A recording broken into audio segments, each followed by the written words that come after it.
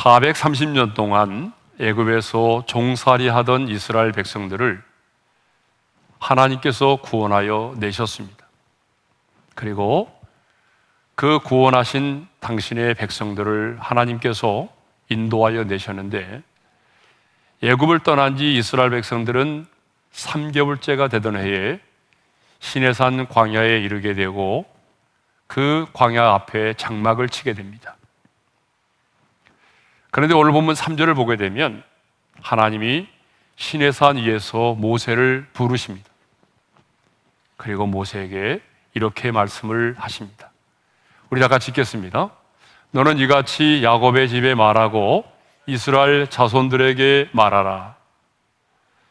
그러니까 오늘 우리가 읽은 본문은요, 하나님께서 이스라엘 백성들을 애굽에서 구원하여 내신 다음에 시내산에서 언약을 맺으시는데, 그 언약을 맺으시기에 앞서서 이스라엘 백성들에게 주신 말씀입니다. 하나님은 언약을 체결하기에 앞서서 먼저 이스라엘 백성들에게 두 가지를 말씀을 하셨습니다. 그 두 가지가 뭐죠? 4절의 말씀을 우리 함께 읽겠습니다. 다 같이요. 내가 애굽 사람에게 어떻게 행하였음과 내가 어떻게 독수리 날개로 너희를 업어 내게로 인도하였음을 너희가 보았느니라. 내가 너희들을 애굽에서 구원하기 위해서 어떻게 행하였는지, 또 하나는 구원받은 나의 백성들을 내가 어떻게 여기까지 인도하였는지를 너희가 보았느니라고 말씀하십니다. 보았다는 말은 너무나 분명하게 그들이 체험하고 경험했음을 말하죠. 자, 하나님께서 언약을 체결하기 전에 이스라엘 백성들에게 언급하신 이 두 가지 중에 첫 번째는 어떻게 하나님께서 애굽에서 이스라엘 백성들을 구원하여 내셨느냐라고 하는 것입니다. 하나님께서 애굽에서 종살이하던 이스라엘 백성들을 어떻게 구원하여 내셨습니까? 첫째로 애굽에서의 구원을 계획하셨다라고 하는 것입니다. 출애굽의 사건은요, 우연히 이루어진 사건이 결코 아닙니다. 어느 날 즉흥적으로 이루어진 사건이 결코 아닙니다. 창세기 15장을 보게 되면 하나님께서 일찍이 아브라함에게 이렇게 약속하셨습니다. 창세기 15장 13절과 14절의 말씀을 우리 함께 읽겠습니다. 다 같이요. 여호와께서 아브라함에게 이르시되 너는 반드시 알라. 내 자손이 이방에서 객이 되어 그들을 섬기겠고 그들은 400년 동안 내 자손을 괴롭히리니 그들이 섬기는 나라를 내가 징벌할지며 그 후에 내 자손이 큰 재물을 이끌고 나오리라. 이 약속의 말씀대로 이스라엘 백성들은요 430년 동안 애굽에서 종살이를 하였습니다. 그리고 하나님께서 약속하신 그대로 4년 만에 애굽에서 가나안 땅으로 돌아오게 되었습니다. 자, 이렇게 이스라엘 백성들이 종되었던 애굽 땅에서 구원을 받게 된 것은 우연히 이루어진 사건이 아니다라고 하는 것입니다. 철저하게 하나님의 구원의 계획에 따라서 하나님의 섭리와 경륜을 따라서 이루어진 사건이었다라고 하는 것입니다. 그런데 저와 여러분이 받은 구원도 마찬가지입니다. 우리가 이렇게 예수를 믿고 하나님의 자녀가 된 것은 우연히 즉흥적으로 이루어진 사건이 결코 아닙니다. 자, 우리가 받은 구원의 과정을 보게 되면 얼마나 철저하게 하나님의 섭리와 경륜을 따라서 단계적으로 이루어졌는지 모릅니다. 그래서 이 놀라운 구원의 비밀을 깨달았던 사도 바울은 로마서 8장 30절에서 우리가 받은 구원의 서정을 이렇게 말하고 있습니다. 함께 읽겠습니다. 또 미리 정하신 그들을 또한 부르시고 부르신 그들을 또한 의롭다 하시고 의롭다 하신 그들을 또한 영화롭게 하셨느니라. 출애굽의 사건이 하나님의 철저한 계획에 의해서 이루어졌듯이 저와 여러분이 받은 구원도 즉흥적으로 이루어진 것이 아니라 하나님의 철저한 구원의 계획 속에서 하나님의 섭리와 경륜을 따라서 이루어졌다는 것이죠. 그래서 하나님이 가장 먼저 정하셨습니다. 여러분, 성경을 보게 되면 하나님은요, 창세전의 그리스도 안에서 우리를 선택하셨습니다. 그리고 우리를 부르셨거든요. 그런데 너무나 많은 사람들이 왜 하나님이 우리를 선택하셨느냐, 이 선택의 교리를, 하나님이 말씀하신 이 선택의 교리를 병 주고 약 주느냐라고 비아냥거리기도 하고, 하나님이 택하신 사람만 예수를 믿게 된다고 한다면 우리가 굳이 전도를 해야 될 이유가 어디 있느냐라고 반문하기도 합니다. 그런데 여러분, 하나님께서 성경에 우리 인간의 이성으로는 결코 이해할 수 없는 이 선택과 예정의 교리, 구원의 신비를 말씀하신 것은 우리로 하여금 어떤 사람을 판단하도록 하기 위함이 결코 아닙니다. 저 사람은 택함받은 사람이야, 저 사람은 택함받지 않는 사람이야, 누군가를 판단하도록 하기 위해서 주신 말씀이 결코 아닙니다. 우리의 구원이 오직 하나님의 주권적인 은혜로 말미암아 이루어졌다는 것을 깨닫도록 하기 위함입니다. 다시 말하면 저와 여러분이 받은 구원이 나로부터 시작된 것이 아니라 하나님으로 말미암아 시작되었다는 것을, 우리가 구원받은 것이 전적인 하나님의 은혜였음을 깨닫도록 하기 위해서 하나님께서 우리 인간의 이성으로는 이해할 수 없는 이 놀라운 구원의 신비를 기록해 두신 것입니다. 자, 이렇게 하나님께서 우리를 선택하셨습니다. 택하셨습니다. 다음에는 어떻게 하셨습니까? 우리를 부르셨어요. 이 세상 가운데서 우리를 부르셨습니다. 하나님이 우리를 부르셨다라고 하는 것은 바로 교회로 부르셨다는 얘기가 아니라 예수를 믿게 하셨다라고 하는 것입니다. 자, 애굽에서의 이스라엘 백성들의 구원이 철저하게 하나님의 구원의 계획에 의하여 이루어진 것처럼 오늘 저와 여러분이 예수를 믿고 구원받고 하나님의 자녀가 된 것도 어쩌다가 즉흥적으로 이루어진 사건이 결코 아니라는 것입니다.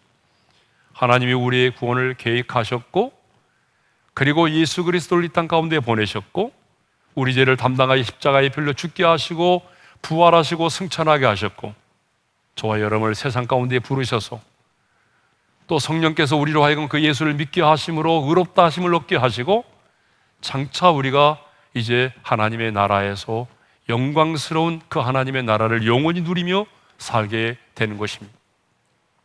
여러분, 하나님께서 이렇게 우리에게 놀라운 구원을 허락하여 주셨습니다.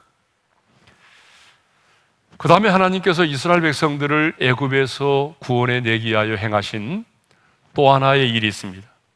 그게 뭐냐 그러면, 하나님께서 이스라엘 백성들로 하여금 그 오랜 세월 동안 정체성을, 하나님의 사람이라는 정체성, 아브라함의 후손이라는 그 정체성을 지키게 하시고 민족혼을 지키게 하셨다는 것입니다.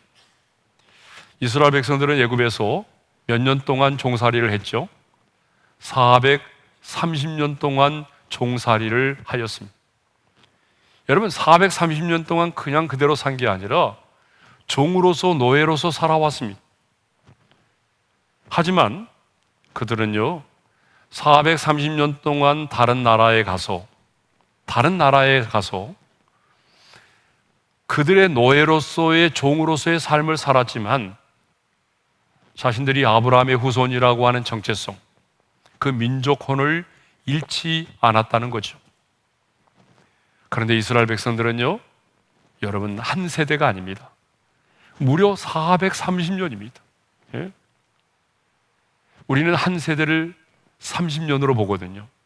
그런데 430년이라고 한다면 여러분, 애굽으로 들어간 그 세대가 죽고 또 다른 세대가 태어나서 또 죽고 또 다른 세대가 태어나서 죽고 태어나서 죽고를 반복했는데, 그게 바로 10세대가 넘었다는 거예요.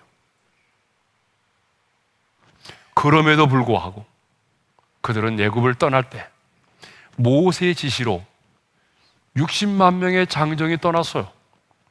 여러분, 60만 명만이 아니죠? 아이들까지, 분여자들까지 포함하게 되면 200만 명이라는 사람들이 똘똘 뭉쳐서 애굽을 떠나게 된 것입니다. 여러분, 이것이 인간의 힘으로 가능한 일입니까? 아니죠. 하나님께서 430년 동안 종살이 하는 동안 하나님께서 그들에게 놀라운 은혜를 베푸신 것입니다. 하나님의 은혜 때문이죠. 그래서 그들은 430년의 종살이를 하면서도 정체성을 잃지 않고 민족혼을 잃지 않고 있다가 모세의 지시로 애굽을 떠나게 된 것입니다. 자, 이스라엘 백성들을 애굽에서 구원하기 위해서 하나님이 행하신 세 번째 일은요, 그 땅 가운데 10가지 재앙을 하나님이 내리셨다는 것입니다. 하나님만이 살아계신 참신이시고 하나님만이 온 땅을 주관하시고 다스리시는 유일하신 분이심을 애굽의 바로 왕과 백성들에게, 그리고 모세의 지시를 따라서 애굽을 이제 출애굽을 해야 되는 이스라엘 백성들에게 알리시기 위해서 하나님은 이렇게 10가지 재앙을 그 땅 가운데 내리신 것입니다. 자, 이스라엘 백성들을 구원해내기 위해서 하나님께서 그 땅 가운데 행하신 마지막 네 번째가 있습니다. 네 번째 일이 뭐냐 그러면 유월절 어린 양의 피로 그들을 구원하여 내셨다는 것입니다. 하나님은 애굽 땅에 장자의 재앙을 내리실 때에 이스라엘 백성들로 하여금 해질 무렵에 가족의 수대로 흠없는 어린 양을 잡아서 그 피를 문설주와 임방에 바르도록 했습니다. 모세로부터 이 지시를 받은 이스라엘 백성들은요, 말씀대로 순종을 했습니다. 그런데 그날 밤에 어떤 일이 벌어졌나요? 출애굽기 12장 29절의 말씀을 우리 함께 읽겠습니다. 다 같이요. 밤중에 여호와께서 애굽 땅에서 모든 처음 난 것 곧 왕위에 앉은 바로의 장자로부터 옥에 갇힌 사람의 장자까지와 가축에 처음 난 것을 다 치심이. 그날 밤입니다. 여러분, 그날 밤이 어떤 날이죠? 이스라엘 백성들이 하나님의 지시를 따라서 흠없는 어린 양을 잡아서 그 피를 문설주와 임방에 바르던 그날 밤이죠. 그날 밤에 여호와의 사자가 그 문설주와 임방에 어린 양의 피가 발라져 있지 않은 가정들을 찾아가서 사람뿐만 아니라 짐승의 초태생까지 모든 초태생을 죽이셨다는 거죠. 그래서 그날에 바로의 장자도 죽었습니다. 애굽에 있는 갇혀있는 사람의 장자도 죽었습니다.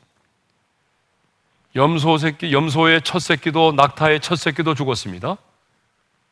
애굽 온 땅에 어떤 일이 일어났습니까? 통곡의 울음소리가 떠나지 않았습니다. 모든 집이 초상집이 되고 말았습니다. 그때서야 이 강팍한 바로가 항복을 하고 손을 들고 항복을 했습니다. 이렇게 해서 이스라엘 백성들이 애굽에서 노예 생활을 청산하고 애굽을 떠나게 된 것입니다. 그러면 왜 이스라엘 백성들의 집에는 처음 난 것들이 죽임을 당하지 않는 이런 심판, 이런 재앙이 임하지 않았을까요? 여호와의 사자가 그 문설주와 임방에 있는 피를 보고 넘어갔기 때문이죠. 자, 출애굽기 12장 13절 하반절의 말씀을 우리 함께 읽겠습니다. 다 같이요. 내가 피를 볼 때에 너희를 넘어가리니 재앙이 너희에게 내려 멸하지 아니하리라. 내가 피를 볼 때에 넘어간다고 말씀하셨어요. 그래서 영어로 유월절을 패스 오버라고 하죠. 여호와의 사자가 그 피를 보고 재앙을 내리지 아니하고 넘어갔기 때문입니다. 그런데요, 놀랍게도 성경은 그날 저녁 피 흘려 죽은 유월절 어린 양을 예수 그리스도라고 말씀하고 있다는 거예요. 고린도전서 5장 7절의 하반절의 말씀을 읽겠습니다. 다 같이요. 우리의 유월절 양 곧 그리스도께서 희생되셨느니라. 그러니까 유월절 어린 양, 이스라엘 백성들을 구원하기 위해서 희생당한 흠없는 그 어린 양은 바로 2000년 전에 인간의 몸을 입고 이 땅에 찾아오신 메시아이신 예수 그리스도를 말한다는 거죠. 그래서 세례 요한도 자기 제자들에게 예수님을 소개하면서 이렇게 말했습니다. 보라, 세상 죄를 지고 가는 하나님의 어린 양이로다라고 했어요. 여기서 하나님의 어린 양이란 유월절 어린 양을 말하죠. 그러므로 유월절 그 어린 양의 피는 우리 주님께서 십자가에 달려 죽으시면서 흘리신 그 보혈을 말하는 것입니다. 그 대속의 피를 말합니다.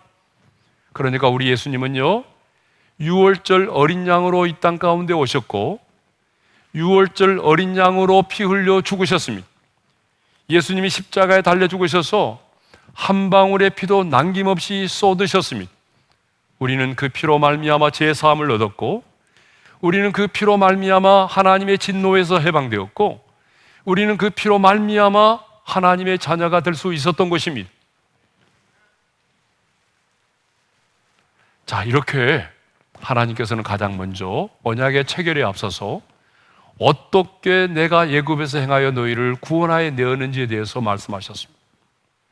그 다음에 두 번째로는요, 내가 구원받은 너희들을 어떻게 여기까지 인도하셨는지에 대해서 말씀을 하셨습니다. 하나님은요, 이스라엘 백성들을 애굽에서 구원하여 내는 것으로 끝나지 않으셨습니다. 하나님의 관심은요, 그들을 구원하여 내는 것이 문제가 아니라 바로 가나안 땅까지 그들을 인도하시는 것이었습니다. 여러분 마찬가지입니다. 하나님은요, 저와 여러분을 구원하여 내시는 것으로 끝나지 않으십니다. 내가 내 아들의 피로 너희를 구원하였으니 이제부터는 너희가 알아서 해라. 하나님이 그렇게 하지 않으십니다. 하나님은 당신의 생명으로 우리를 거듭나게 하신 다음에 이 세상에 하나님의 자녀로 거듭나게 하는 것으로 끝나지 않으시고요, 우리가 저 영광스러운 가나안 하나님의 나라에 이를 때까지 저와 여러분을 인도하기를 원하신다는 것입니다. 그러면 하나님께서 출애굽한 이스라엘 백성들을 어떻게 여기까지 인도하셨다라고 말씀하십니까? 오늘 본문 4절 하반절의 말씀을 읽겠습니다. 다 같이요. 독수리 날개로 너희를 업어 내게로 인도하였음을 너희가 보았느니라. 구원받고 하나님의 자녀로 살아가는데 인간의 한계 상황을 경험할 때가 있어요. 내 힘으로는 안 된다는 생각이 들 때가 있어요. 자녀의 문제, 직장의 문제, 사람과의 관계의 문제, 이제는 안 되는구나, 이제는 어쩔 수가 없구나. 그래서 이제는 인간의 한계 상황에 봉착해서 절망 가운데 이르렀을 때, 여러분 그때 하나님이 내 인생 가운데 개입하시죠. 그래서 우리가 이런 말을 많이 쓰잖아요. 사람의 끝이 하나님의 시작이다. 이제는 어쩔 수 없다, 정말 내 힘으로는 안 된다, 내 방식으로는 살아갈 수 없구나 라고 생각되는 그 인간의 한계 상황에 이르렀을 때에 하나님이 우리 인생 가운데 개입하실 때가 얼마나 많았습니까? 독수리가 자기 새끼를 훈련하는 마지막 단계는 날개 위에 업어서 인도한다는 거예요. 신명기 32장 11절 하반절과 그 점 12절 상반절의 말씀을 읽겠습니다. 다 같이요.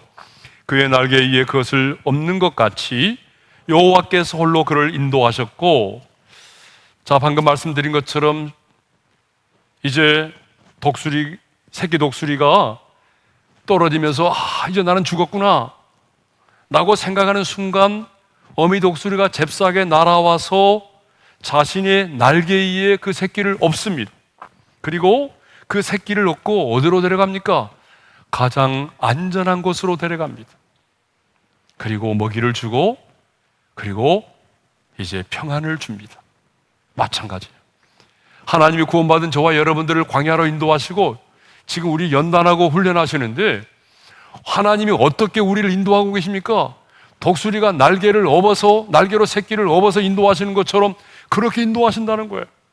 그런데 여러분, 중요한 사실은 그 어떤 독수리도 훈련을 받다가 떨어져 죽은 독수리가 없다는 거예요. 예? 여러분 마찬가지입니다. 하나님은 우리를 광야로 인도해서 우리를 연단하고 훈련하시지만 하나님이 연단하시는 그 고난 때문에 망한 사람은 한 사람도 없습니다.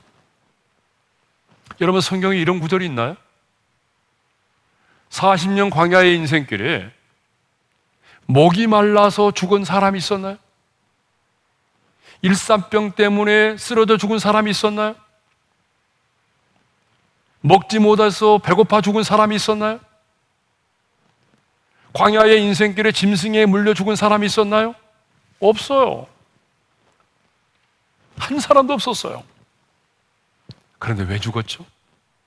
여러분 왜 죽었나요? 그 고난의 인생길에 불평하고 원망하다가 하나님을 원망하고 지도자를 거역하고 불순종하다가 죽은 겁니다. 여러분 오늘 또 동일합니다.